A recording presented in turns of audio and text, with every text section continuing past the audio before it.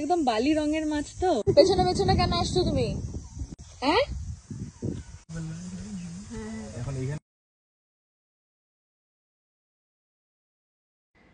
Good morning. তো আজকে আবার একটা নতুন দিন, আর অনেক দিন থেকেই ভাবছিলাম যে একটু কোথাও থেকে ঘুরে আসি।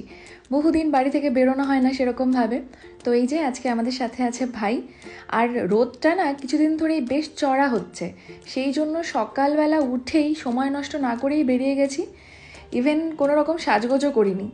তো সেই জন্য গাড়িতে বসেই যা কিছু একটু সানস্ক্রিন মেখে নিচ্ছি, চুলফুলগুলো আঁচড়ে নিচ্ছি আর কি।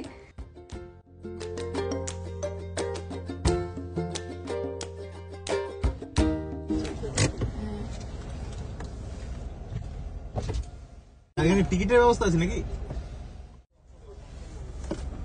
তো এখান থেকে নেওয়া হবে টিকিট। হ্যাঁ, আর সামনে থেকে শুরু হয়ে গেছে চিলাপাতা ফরেস্ট। এই যে জলদাপাড়া ন্যাশনাল পার্ক, এটা পার্কের মধ্যে পড়ছে আর কি চিলাপাতা ফরেস্ট।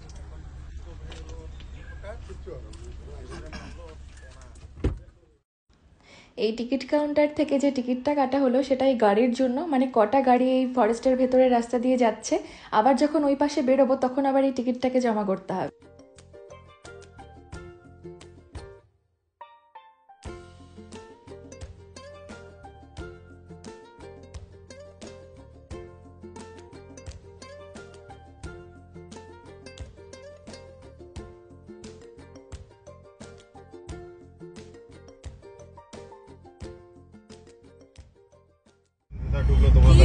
গভীর ফরেস্ট এটা, মানে গাছগাছালিতে ভর্তি, দেখতে পাচ্ছ ওপরটা তো।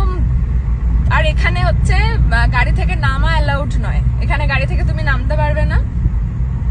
এখানে স্পিড লিমিটও দেওয়া আছে 20 to 30, এরকমই কিছু না, এরকমই ছিল কিছু একটা, মানে কম স্পিডে যেতে হবে, কারণ এই রাস্তা দিয়ে আর কি পশুরা অনেক সময় হাতি টাতি পারাপার করে আর কি।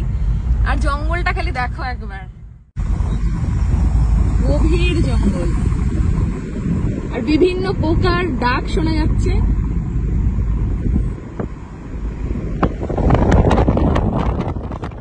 বানর দেখলি? বানর আছে, ময়ূর আছে, বাইসন আছে, এখানে তো বাঘও আছে। বাঘ আছে চিলাপাতায়? আছে, বাঘ আছে, হাতি আছে, অনেক কিছু আছে। আর এই যে পোকার আওয়াজ, ও এটা হাতির ডাক না, এটা পোকার আওয়াজ।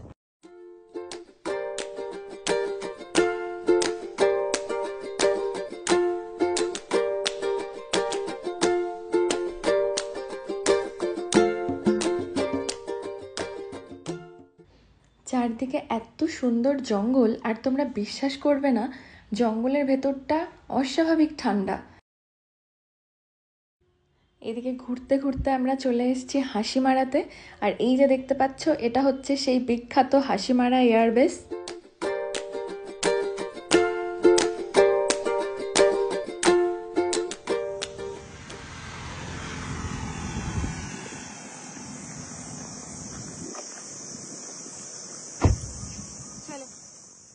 হাসিমারা ক্রস করে আমরা এখানটায়, মানে এখন আমরা যাবো অ্যাকচুয়ালি আলিপুরদুয়ার। তো এখানটাতে আমরা একটু দাঁড়ালাম, ফাইনালি বাড়ি থেকে বেরিয়ে আমরা এখন একটু গাড়ি থেকে বেরোলাম। ওখানে তো চিলাপাতার ভেতরে গাড়ি থেকে বেরোনো নট অ্যালাউড মনে হয়, তার নাকি এটা কিন্তু জলদাপাড়ার ফরেস্ট, পেছনে যেটা দেখতে পাচ্ছ। তো আজকে আমরা চিলাপাতায় ঢুকে জঙ্গল সাফারি করতে পারলাম না, কেননা আজকে ছিল বৃহস্পতিবার, আর বৃহস্পতিবার করে চিলাপাতায় জঙ্গল সাফারিটা বন্ধ থাকে। তো এটা আমরা আগে জানতাম না, সেই জন্য আর কি ওই রাস্তা দিয়েই ঘুরে আসতে হলো জঙ্গলের ভেতরে, আর আজকে ঢোকা হলো না। এদিকে আমরা ঢুকে গেছি আলিপুরদুয়ারে, আর এখানে এসে আমাদের ভালো রকম খিদে পেয়ে গেছিলো। আমরা ভাবছিলাম যে একটা ভালো রেস্টুরেন্ট দেখে ভাত খেয়ে নেব। তো সেখানে এসে আবার দেখা হলো দাদার সাথে। অ্যাকচুয়ালি আমরা ফোন করেছিলাম, তো আমাদের জবরদস্তি এই রেস্টুরেন্টে নিয়ে আসলো। তো এইখানে এসে আমরা অর্ডার করেছিলাম আলু পরোটা।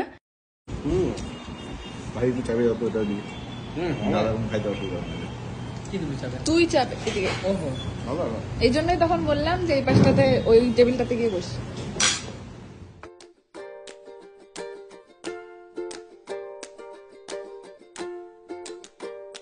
খাবারটা আলু পরোটা ভালো এখানে আগে খেয়েছি, তুমি বলো কেমন? আমার তো ভালোই লাগছে, আলু পরোটাটা একদম সফট, তাই না? ভালো লাগছে? না না না, আর খাবো না। খাওয়া শেষে খেয়ে নিয়েছিলাম দুজনে দুখানা আইসক্রিম, আর তারপর সবাই মিলে আবার বসে গেছি গাড়িতে। এখন বাজে দুপুর 12:30 মতো, আর আমরা এখন যাচ্ছি জয়ন্তীতে। ওদিক দিয়ে, হ্যাঁ আমরা আগে আমরা এসেছিলাম এই রাস্তাটা দিয়ে, উপরের রাস্তাটা এটা হচ্ছে চিলাপাতার থেকে আসে, আর পাশের নিচের রাস্তাটা এটা যায় হচ্ছে জয়ন্তী। আর এই যে আমার বৌমনি চলে আসছে। জয়ন্তী আজকে বন্ধ বৃহস্পতিবার বলে, চিলাপাতায় যেমন জিপ সাফারি বন্ধ ছিল তেমনি জয়ন্তীও বন্ধ আজকে। তো এখন আমরা যাচ্ছি ডিমাতে। আর জয়ন্তীর রাস্তায় আজকে আসলাম বোধহয় 2 বছরেরও বেশি হয়ে গেছে, কারণ আমি লাস্ট আসছিলাম আমাদের প্রি ওয়েডিং শুট ছিল যখন জয়ন্তীতে, তখন। এটা হচ্ছে বড় ডিমা ব্রিজ, আর নদীতে দেখো একদম জল নেই, শুকনো। দেখলাম নদী, এক ফোঁটাও তো জল নেই। বর্ষাকালে এটার অবস্থা দেখলে পরে পাগলা হয়। অনেকটা ঘুরে ঘুরে আমরা চলে এসেছি ডিমাতে। রাস্তা আছে দিক দিয়ে একটা হাতির রাস্তা, হাতির রাস্তা না এটা? এ ভগবান, তুমি এমন জায়গায় গাড়ি রাখছো। এই যে এই পাশে ছিল।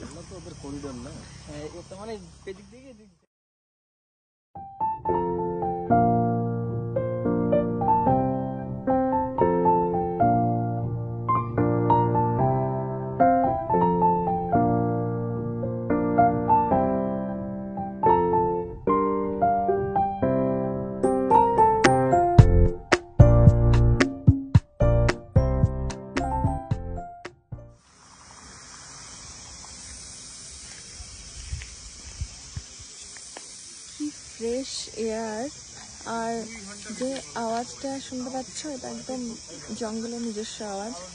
অনেক পোকামাকড় ডাকছে আর কি জঙ্গলে। এইগুলোকে দিকে যায় না, ভেতরে গেলে সিনারি ভালো, কিন্তু খুব ভয় লাগে। ওই ডিপার্টমেন্টের লোক ছাড়া না মুশকিল। তো ফিরে আসার পথে কিছুটা এগিয়েই পড়ে গেছিল রেলগেট, আর রেলগেটের পাশে এই যে বোগেনভেলিয়াটা এত সুন্দর লাগছিল দেখতে, মানে ভিডিওতেও হয়তো তার সৌন্দর্য কমে গেছে, সামনে থেকে এটা এতটাই সুন্দর ছিল। এখানে আমরা থেমে খেয়ে নিচ্ছি একটু চা বিস্কুট আর একটু মোমো। এ তো মুশকিল। ইমা এখানে নিল বিস্কুট, হ্যাঁ ওকে দাও ওকে দে তো একটু। ওই দেখো দেখো, খাবে খাবে। ওমা এখন খাবে। কোনো ছাগল যে এত আগ্রহ নিয়ে বিস্কুট খায়, এত ভালোবেসে বিস্কুট খায়, এটাই প্রথম দেখলাম। এর আগে কোনো ছাগলকে আমি বিস্কুট খেতে দেখিনি। এখানে কুকুরটাকে বিস্কুট দেওয়া হচ্ছিল, আর এই ছাগলটা এসে সব বিস্কুট খেয়ে নিচ্ছিল।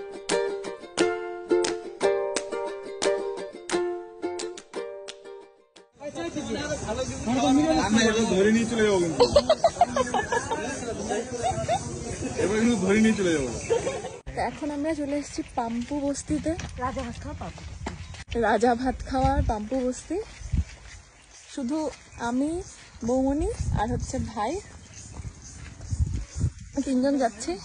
আর দাদা আর আমার বড়রা গাড়ির ওখানে আসে। তো এখানটাতে নাকি একটা নদী আছে, তো আমরা এই নদী দেখার লোভে লোভেই যাচ্ছি আর কি। বাকি তো এই সময়টাতে এখনো ঝড় বৃষ্টি শুরু হয়নি, সেজন্য বেশিরভাগ নদী আর কি শুকনো। দেখা যাক এটাতে জল আছে কিনা। এদিক দিয়ে যাবো না?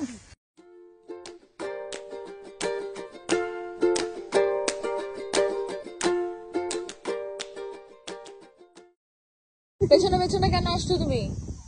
হ্যাঁ এই যে দাঁড়াও, এখানে চুপচাপ দাঁড়াও।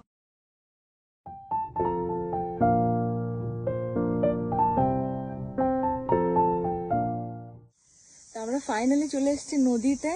অনেকক্ষণ ধরে একটা নদী নদী নদী নদী করছিলাম, সেই গাছপালা সবুজ সবুজ সবুজ সবুজ দেখে আর ভালো লাগছিল না, মনে হচ্ছিল একটা নদী থাকলে খুব ভালো। এই যে চলে এসেছি নদীতে, হ্যাঁ একদম পরিষ্কার জল, স্বচ্ছ।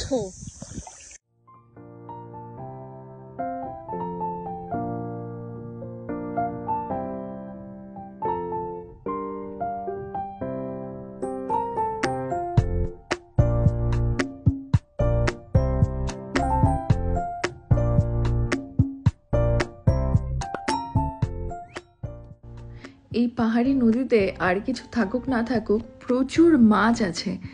কি মাছ সেটা বলতে পারবো না। ওই দেখো ফুরুত ফুরুত করে দৌড় দিচ্ছে। আসলে এখানে আমরা আগে জানতাম না যে নদীতে জল কতটা আছে। নদী আছে সেটা জানতাম, তো সেই জন্য আমরা আগে 3 জনই এসছি আর কি। তারপরে যখন ওরা শুনলো যে আচ্ছা জল আছে, তখন ওরাও এসছে।